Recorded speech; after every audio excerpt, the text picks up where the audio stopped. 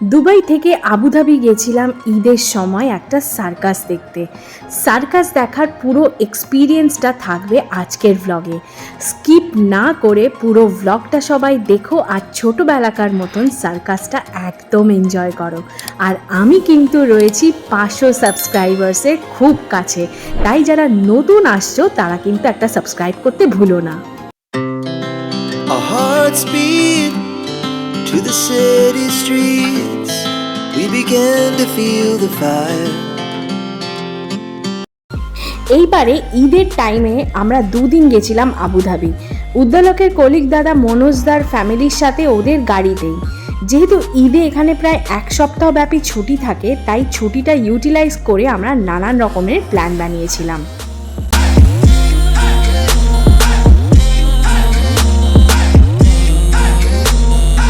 দুপুর 1টা নাগাদ দুবাই থেকে স্টার্ট করে 3টে নাগাদ আমরা আবুধাবি পৌঁছে গেলাম। তারপর গন্তব্য ছিল ইয়াস আইল্যান্ড। ওখানেই বসেছে সার্কাস পার্টি। আপাতত আমরা কিন্তু ফারারি ওয়ার্ল্ডের পাশ দিয়ে যাচ্ছি।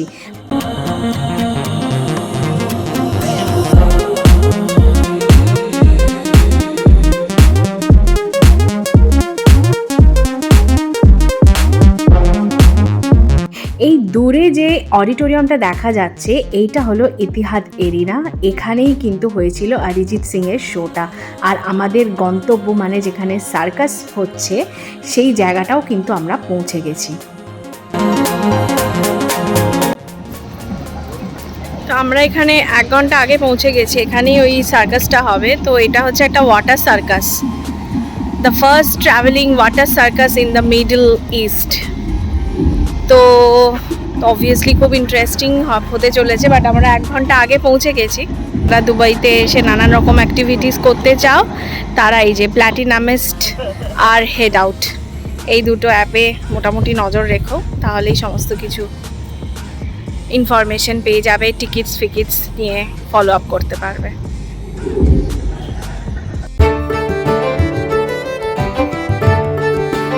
এই সার্কাসটির নাম হলো ফন্টানা সার্ক ডু লিবান। এর টিকিট আমরা পারচেস করেছিলাম প্ল্যাটিনামিস্ট অ্যাপ থেকে, সেটা তো আগেই বললাম।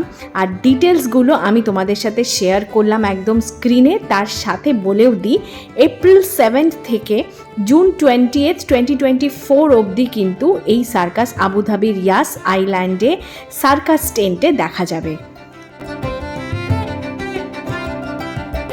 শোয়ের স্কেডিউলটাও তোমাদের সাথে শেয়ার করে দিলাম। আর তার সাথে বলে দিই, যখন টিকিট কাটবে তখনও কিন্তু ওরা শোয়ের স্কেডিউল ওয়াইজ কিন্তু তোমরা শো সিলেক্ট করতে পারবে। প্ল্যাটিনামিস্ট অ্যাপ ছাড়াও QR কোড স্ক্যান করে টিকিট বুকিংয়ের ব্যবস্থা রয়েছে। টিকিটের প্রাইস ডিটেলস তোমাদের সাথে শেয়ার করে দিলাম। আর নিচে সার্কাস টেন্টের সিটিং অ্যারেঞ্জমেন্টটাও দিলাম। Gold, silver, red, blue, green seat দেখে বুকিং তোমরা করে নিতে পারো।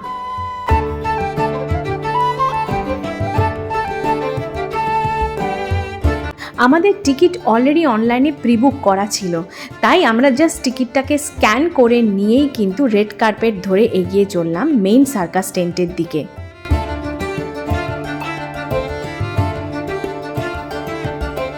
আমরা যেহেতু অনেকক্ষণ আগে পৌঁছে গেছি, তাই তোমাদেরকে চলো সার্কাস টেন্টের বাইরে মানে গেটের বাইরের যে জায়গাটা, সেই জায়গাটা তোমাদেরকে একটু ঘুরিয়ে দেখিয়ে দিই। এই যে দুদিকে দুটো গেট দেখছো, এই গেটে কিন্তু গেট নাম্বার এবং ব্লক নাম্বার দুটোই মেনশন করা আছে এবং টিকিট অনুযায়ী কিন্তু যে যার নির্দিষ্ট ব্লকে প্রবেশ করতে পারে।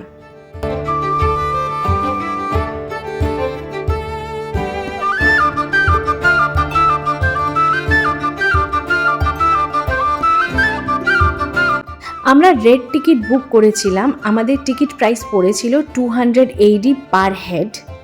তো আমরা নির্দিষ্ট সিট পেয়ে সেখানে বসে পড়েছি। বাকিটা কিন্তু এবার তোমরা দেখো।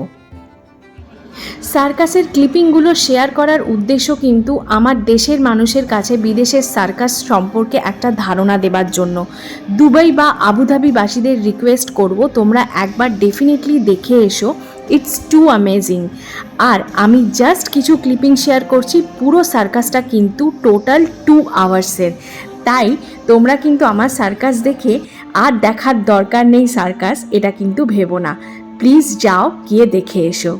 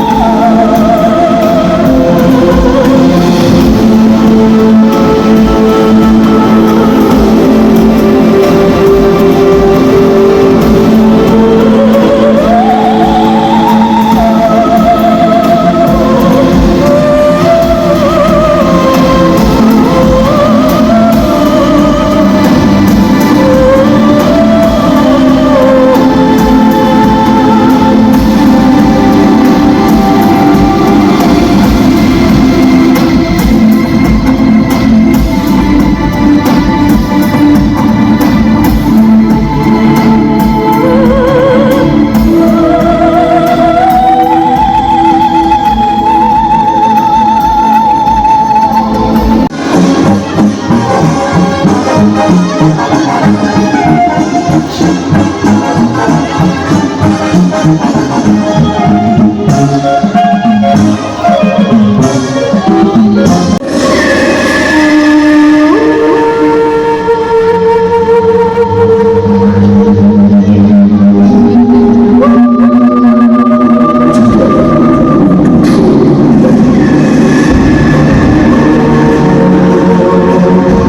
this is tremendously raining. It's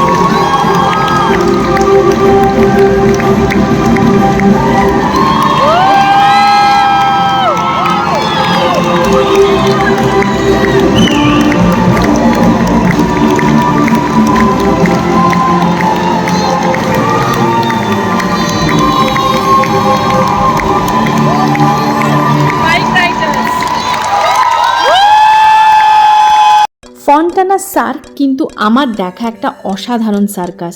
ছোটবেলায় নেতাজি ইন্ডোরে একবার রাশিয়ান সার্কাস দেখেছিলাম বটে, কিন্তু তার স্মৃতি প্রায় নেই বললেই চলে। খুব সুন্দর একটা স্মৃতি নিয়েই আজ এগিয়ে চললাম আমাদের আবুধাবির পরের গন্তব্যের দিকে। পথে নামলো ঝমঝম করে বৃষ্টি। পরের গল্পটা জানবার জন্য অবশ্য আরও কিছুদিন ওয়েট করতে হবে।